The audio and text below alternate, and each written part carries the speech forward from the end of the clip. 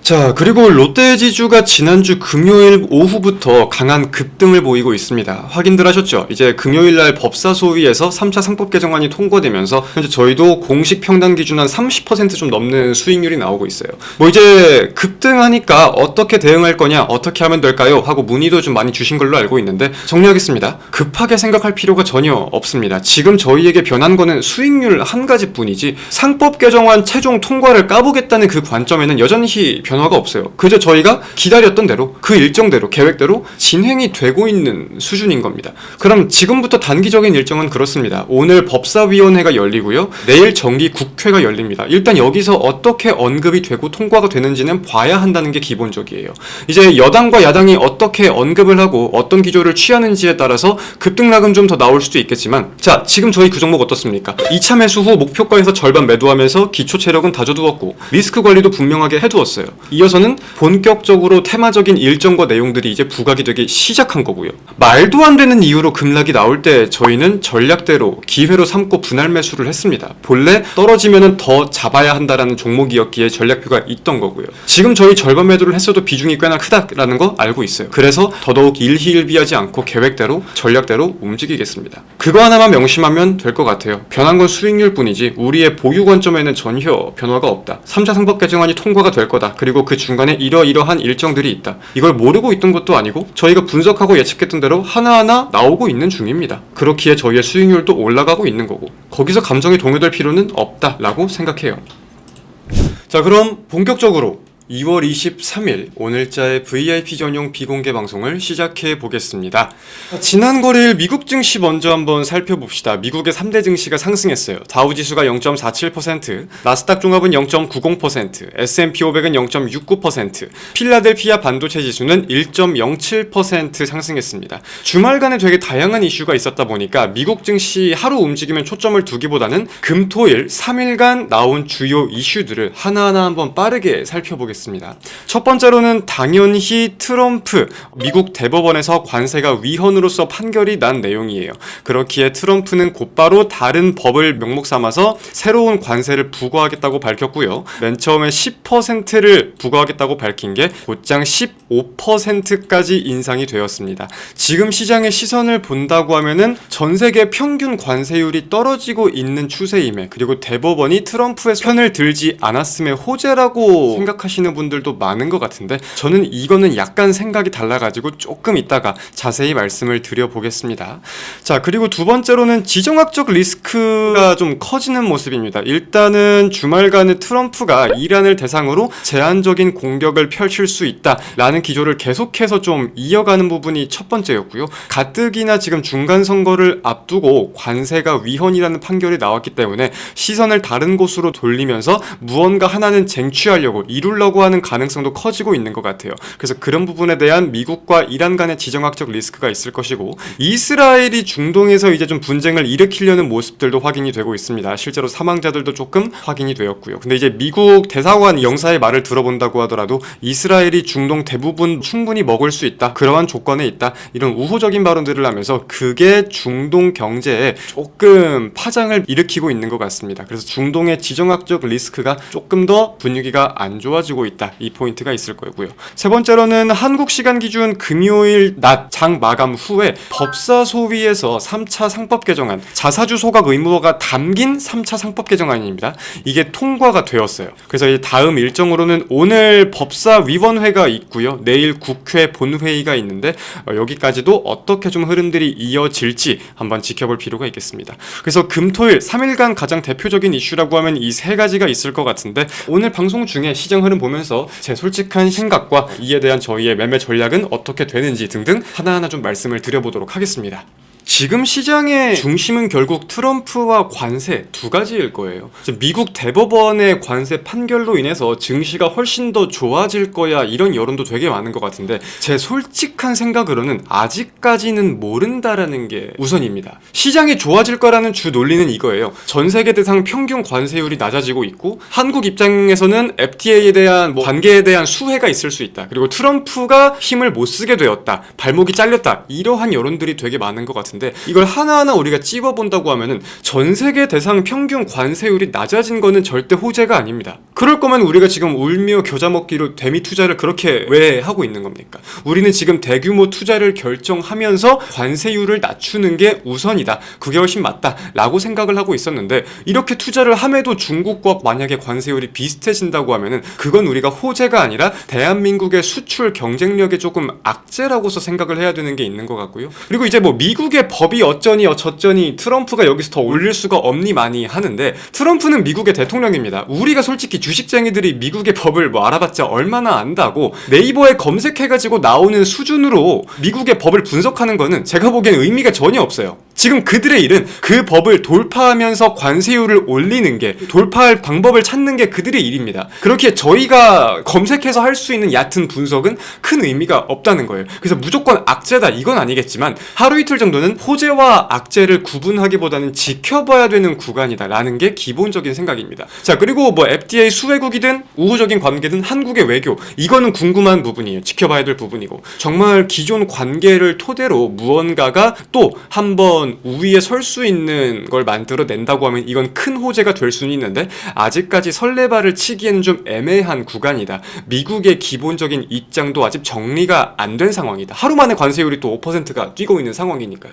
그래서 지금은 무언가가 섣부르게 판단할 수는 없다고 생각을 합니다. 현지 시간 기준 24일날 트럼프의 연설도 있죠. 그 트럼프의 연설에서 어떤 말이 나올지도 모르는 거고 이란에 대한 시선이 어떻게 변할지도 모르는 거고 지금은 지켜보는 게 맞다는 게 제 생각이에요. 만약에 근데 물론 이 생각도 있습니다. 여기서 주식시장에 악재가 등장한다고 하더라도 저는 분명히 정말 높은 확률로 돌파구가 있을 거라고 생각을 해요. 작년에 저희가 매집을 시작해서 큰 돈을 벌었던 종목들은 대부분 그럴 때 나왔습니다. 어차피 돌파구는 있고 시간이 지나면 해결이 돼야 되는 문제다. 그렇기에 저희가 현금을 적극적으로 썼던 구간이 그러한 구간들이었어요. 기억들 하시잖아요. 그렇기에 이러한 내용들을 가지고 제가 무서워하고 쫄지는 않는데 일단 하루 이틀 어떻게 가닥이 잡히는지 지켜볼 필요가 있다. 일단 이게 저의 생각입니다.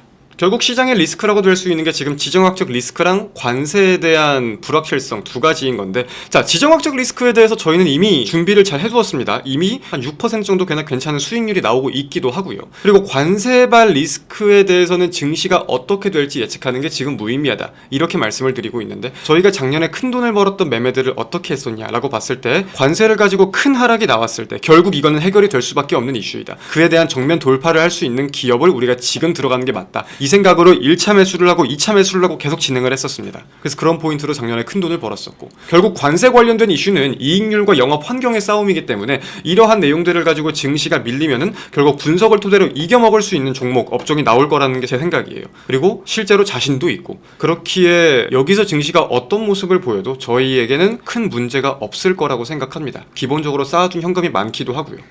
자, 2월 23일 국내 증시 개장했습니다. 자, 그리고 롯데지주가 지난주 금요일 오후부터 강한 급등을 보이고 있습니다. 확인들 하셨죠? 이제 금요일날 법사소위에서 3차 상법 개정안이 통과되면서 현재 저희도 공식 평단 기준 한 30% 좀 넘는 수익률이 나오고 있어요. 뭐 이제 급등하니까 어떻게 대응할 거냐, 어떻게 하면 될까요? 하고 문의도 좀 많이 주신 걸로 알고 있는데 정리하겠습니다. 급하게 생각할 필요가 전혀 없습니다. 지금 저희에게 변한 거는 수익률 한 가지뿐이지 상법 개정안 최종 통과를 까보겠다는 그 관점에는 여전히 변화가 없어요. 그저 저희가 기다렸던 대로 그 일정대로 계획대로 진행이 되고 있는 수준인 겁니다. 그럼 지금부터 단기적인 일정은 그렇습니다. 오늘 법사위원회가 열리고요. 내일 정기 국회가 열립니다. 일단 여기서 어떻게 언급이 되고 통과가 되는지는 봐야 한다는 게 기본적이에요. 이제 여당과 야당이 어떻게 언급을 하고 어떤 기조를 취하는지에 따라서 급등락은 좀 더 나올 수도 있겠지만, 자, 지금 저희 그 종목 어떻습니까? 2차 매수 후 목표가에서 절반 매도하면서 기초 체력은 다져두었고 리스크 관리도 분명하게 해두었어요. 이어서는 본격적으로 테마적인 일정과 내용들이 이제 부각이 되기 시작한 거고요. 말도 안 되는 이유로 급락이 나올 때 저희는 전략대로 기회로 삼고 분할 매수를 했습니다. 본래 떨어지면은 더 잡아야 한다라는 종목이었기에 전략표가 있던 거고요. 지금 저희 절반 매도를 했어도 비중이 꽤나 크다라는 거 알고 있어요. 그래서 더더욱 일희일비하지 않고 계획대로 전략대로 움직이겠습니다. 그거 하나만 명심하면 될 것 같아요. 변한 건 수익률 뿐이지 우리의 보유 관점에는 전혀 변화가 없다. 3차 상법 개정안이 통과가 될 거다. 그리고 그리고 그 중간에 이러이러한 일정들이 있다. 이걸 모르고 있던 것도 아니고 저희가 분석하고 예측했던 대로 하나하나 나오고 있는 중입니다. 그렇기에 저희의 수익률도 올라가고 있는 거고 거기서 감정에 동요될 필요는 없다라고 생각해요.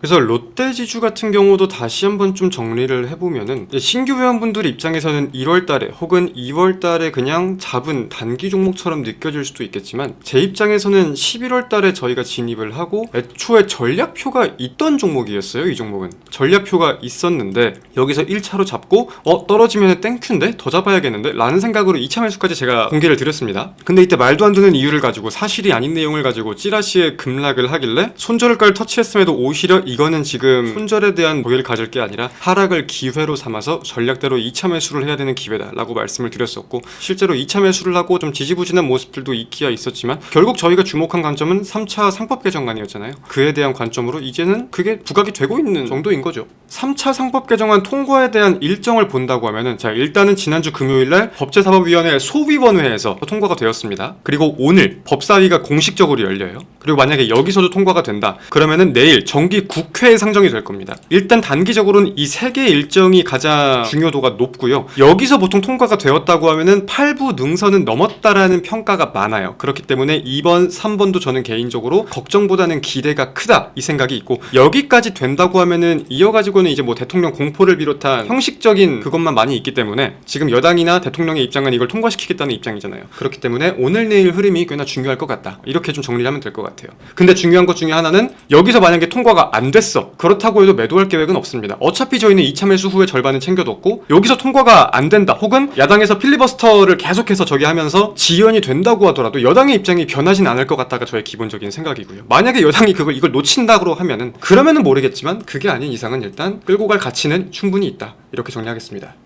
롯데지주는 물렸다가 뭐 시장빨로 뭐가 어째서 탈출하고 수익권이 커지는 거 아니냐 이렇게 말씀하시는 분들도 좀 계시던데 아예 다른 얘기라고 생각을 합니다. 애초에 빠지면은 기회라고 생각을 했기 때문에 분할 매수 전략표가 있을 수 있었고 매매 관점도 단순했잖아요. 3차 상법 개정안의 최대 수혜주 이제 실제로 부각이 되고 있고 그렇기에 급락이 나왔을 때 계획대로 2차 매수했고 제가 유일하게 좀 죄송하다고 말씀을 드렸던 거는 주식 투자는 편안해야 하는데 너무 단기간에 이런 급한 움직임이 있었다 보니까 물론 제가 예측을 할 수 있는 사람은 아니지만 이 부분은 그래도 제가 좀 사과 말씀을 드린다고 드렸던 기억이 있네요. 그걸 제외하고는 뭐 관점대로 계속 흘러가고 있는 것 같습니다.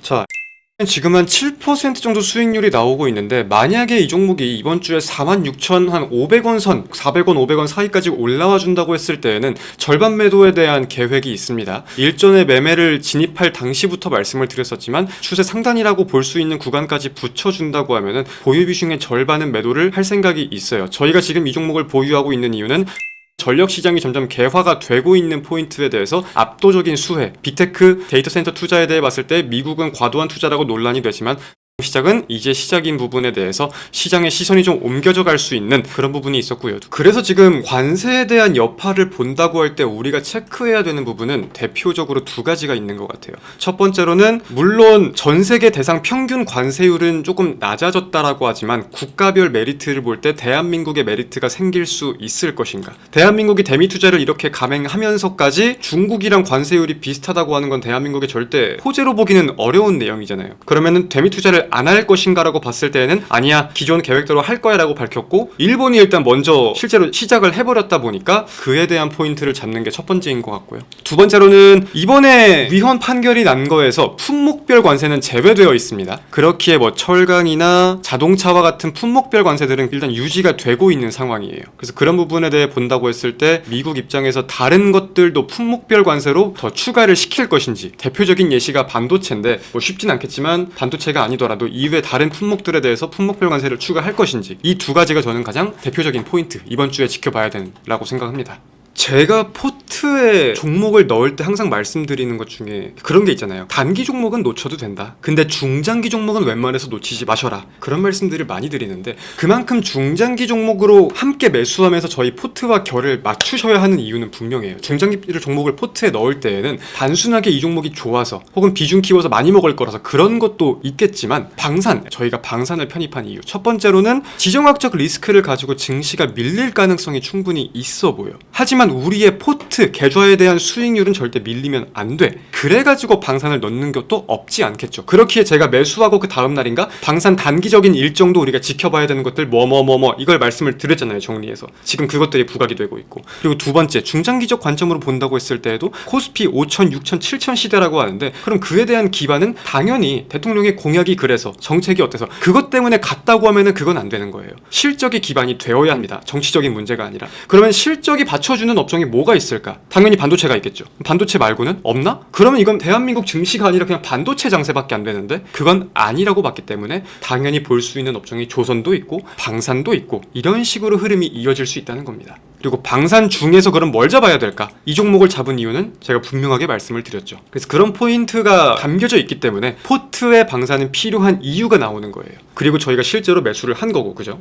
그래서 결국 우상향을 해야 하는 업종의 조건에 대해서는 가장 쉽게 우리가 비교 분석을 할 수 있는 게 반도체와 비슷한 상승 동력을 가지고 있는가가 중요한 것 같아요. 실제로 제가 일전에 LS 일렉트릭을 매매할 때도 업종만 다를 뿐 반도체와 상승 동력이 매우 비슷하다, 그 관점으로 말씀을 많이 드렸고, 그 당시 성공적으로 매매 후 저희는 지금도 전력을 한 종목도 보유하고 있잖아요. 수익률이 커지고 있고. 그리고 방산 같은 경우도 마찬가지인 결이라고 저는 생각을 솔직히 해요. 반도체가 올라간 이유 결국은 첫 번째, 수요가 증가해서 풍기 현상이야. 가격이 올라가. 실적이 많이 뛸 것 같아. 그걸 토대로 코스피 5천, 6천, 7천의 기본적인 베이스가 될 수 있어. 이거고, 두 번째, 그럼 그 실적의 중심을 봤을 때는 내수가 아니라 수출의 비중이 매우 높아. 해외에서 관심을 많이 받고 있어. 외국인의 관심이 그렇기에 커. 이렇게 이어질 수 있고, 이 두 가지가 대표적이잖아요. 지금 반도체가 올라가는 게. 그리고 세 번째로는 그럼 그러한 업종, 그러한 부품에 대해서 대한민국이 정말 큰 강점을 띠고 있어. 이 세 가지가 전 대표적이라고 봐요. 그게 지금 증시의 가장 대표적인 상승 동력이다. 이외로는 정책 관련주들이 있겠죠. 정책 관련주 보유하고 있죠. 롯데지주